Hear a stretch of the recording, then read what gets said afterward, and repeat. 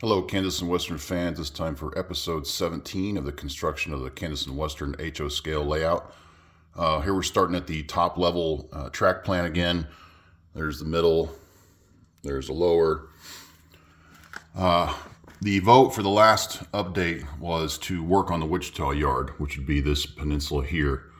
When I started, the main line was down to about this curve here. So we're going to show you here in just a second from that perspective. I had to build the main line through the Wichita Industrial Park, which is its new name, before I could get to the Wichita yard so I could accurately build all this yard throat and these switch leads. So we're going to move over there real quick and show you the progress. All right, so right here at the end of the train is where the main line was, the end of track. So I've completed it around this corner. I've laid out the foundation for this modern transload facility here.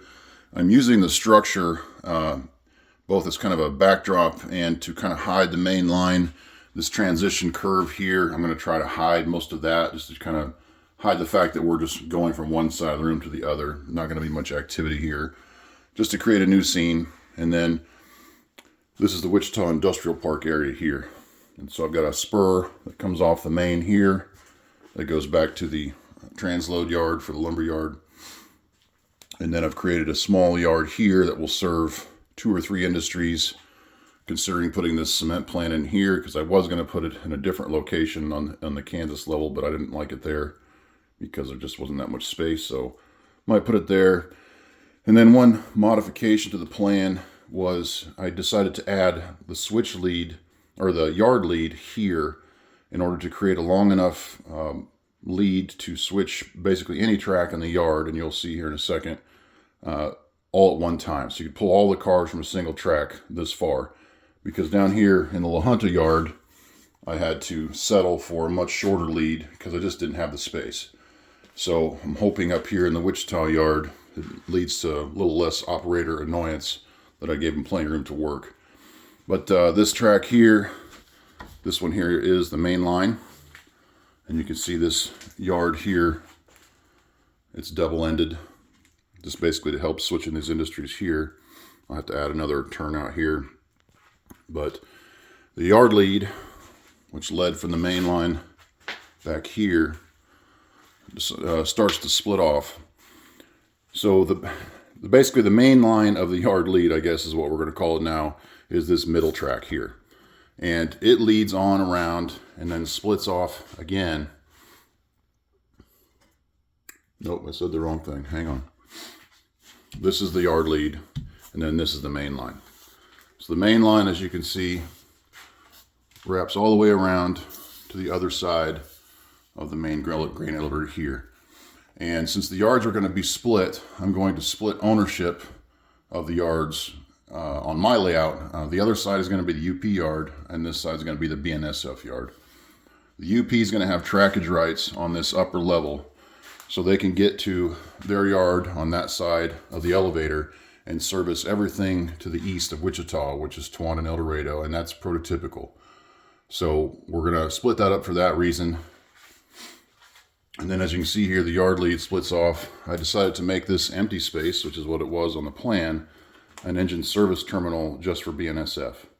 And then this track here in the foreground is a rip track for some locomotive work. I've kind of drawn in here a little access road for some equipment that can park there while working on locomotives. And then I'll have a fueling facility here in the middle. And then this, again, yard lead is split up in 2 different directions to kind of help feed the yard.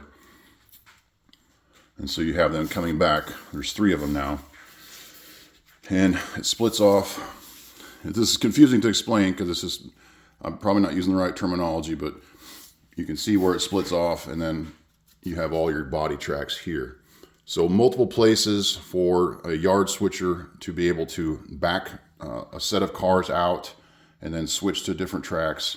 And there's access for all of it right in this area. So the person that's over here operating has easy access to all these turnouts without obstructing the main line. And at this point, the main line is a stub end track. So the only time a train's going to be using it is when they're pulling into the yard. And then we've got access, these engine terminal tracks here will come around the curve. and rejoined this. This inner track here is, and I'm not using the right term probably, it's an engine escape track for sure, but I think they call it a boulevard or something. And it's just a way for engines to escape the train, bypass all the yard tracks so they don't have to worry about cars blocking their way. So it's going to be coming back all the way around the outside of the yard and then into the engine service terminal, where it can refuel or just restart on a new train. Anyway, moving around, I decided I had room here to add a yard office, which is important because all this stuff just doesn't happen in a vacuum. And then this will be an access road that'll cross the yard tracks with a parking area and office. And then I haven't got this area here. This turnout that I'm looking at here now leads to 2 team tracks. And this would be for the yard workers to use. There'll be a couple different sets of switchers. And I think one will be dedicated switchers for the yard itself, at least this half of it. And then the other one will be for local runs, which will feed the Wichita Industrial Park and Charleston Elevator, and then maybe as far as Garden City. I haven't decided on that one yet. But as you can see, I've got quite a bit of the yard done. And I'll pan out a little bit here. I also got all my silos cut for my main grain elevator. The gap in the middle is where the head house is going to go. I took a stab at trying to scratch build that. Didn't like the results. Decided to order some proper tools to help me do a better job. So hopefully by the next video, you'll have a representation of what the head house will look like. And then moving on down, I've established all the turnouts and their locations for this half of the yard.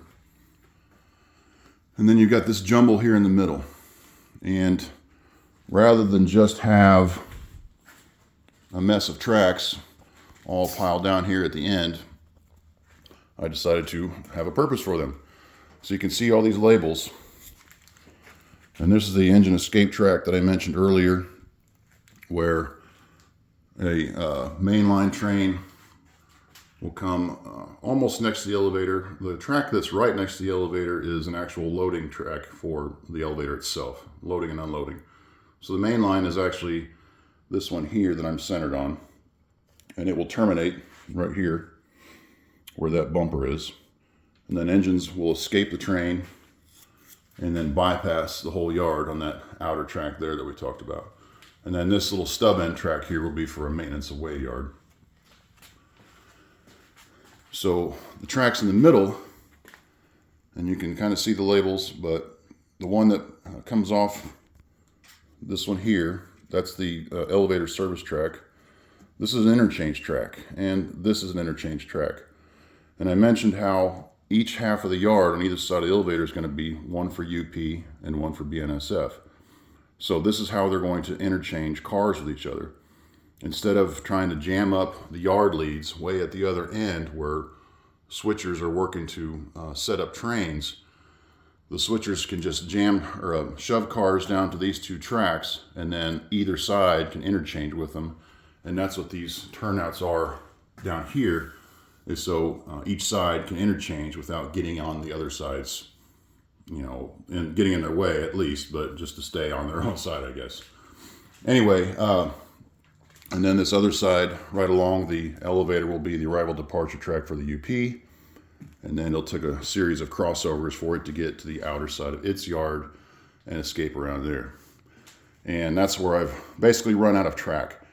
I've gone through at least 6 or 7, or maybe even 8 or 9 sources for microengineering code 70 turnouts, and I just can't find any more. So I know that when they were firing up their production again after moving locations, they were going to focus on their yard track system, and I'm just not interested in those, so I'm just going to have to wait until they decide to start making more turnouts in the code 70 variety for just plain old-fashioned number 6s.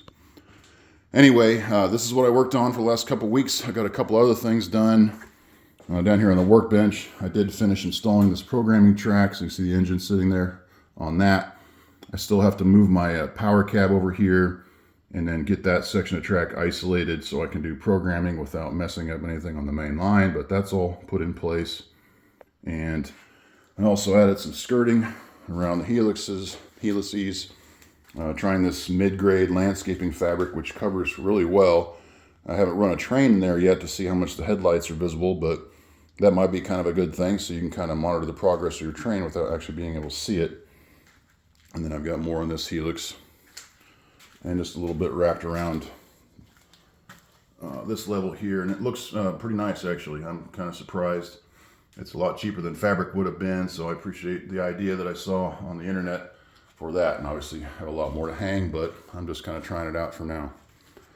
So anyway, that's the progress for this video. Still enjoying the votes, still enjoying the participation. So what I'm going to do now is just briefly go over all the locations on the layout to give everyone an idea for what they might like to see worked on for the next event. But I will say that working on the Wichita yard, at least on this half, is off the table because, again, I'm just out of track and can't seem to find more. So I do have enough track to finish installing everything on that side of the elevator, so I will probably continue to work on that. But none of it's wired up, none of it's soldered, so lots of options for people to vote on what they'd like to see done. So a brief tour of the layout then for everybody who hasn't been here before. This section here that comes out of the helix and goes all the way down that wall and around the curve I'm referring to as the Royal Gorge route, which is basically everything west of Canon City to the helix. And then moving down here, this area here begins Canon City, which I've got a couple kits for that. Out of turnouts, so I can't really lay any track. And then that's Portland cement. And then this main line moves underneath. Programming track splits off here to the workbench. I'll move around. I did get all the foam placed on everything, if you didn't notice, so that's done. And then we come back from the Portland cement plant. This whole side over here is Pueblo. Got a few kits here. Again, not much track laying possibility just because I'm out of turnouts. Then I move around to La Junta yard. I do have all the turnouts for this, so I could get the track laid there, finish it at least. Most of the yard is wired, just nothing on these stub end tracks here. And then this is the end of La Junta yard where I'm planning to install a bridge, hopefully. And then we move around to Lamar. I have all the kits that I need for this, so I could build structure for that. All the track is installed and soldered, so I can get it painted.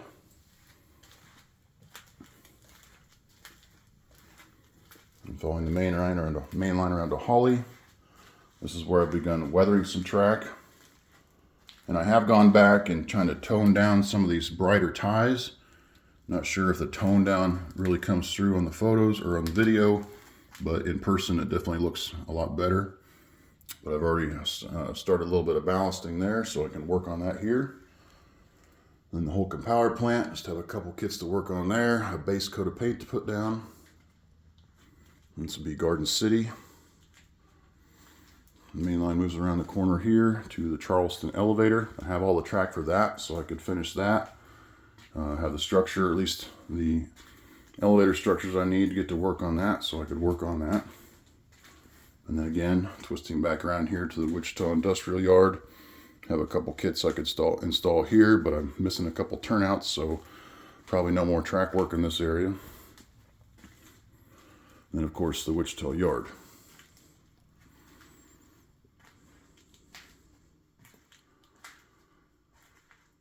Although I do have kits for El Dorado, a portion there, a home kit for Towanda. I could work on those, but without track reaching them, I don't think that'd be very interesting. But I'm not the voter in this. You guys are, and I really have fun hearing your responses and hearing all the variety of interest. So we're going to do that again. What area of the layout would you like to see me work on for the next update? Enjoy your feedback. Just leave a comment in the comment section below. And this time I think I'm going to type up all the options just as a reminder for everybody, so you can see in front of your face all the different places that we can work on. But we're going to do that again. So I appreciate everybody's interest and all your kind comments and responses. So we'll see you next time.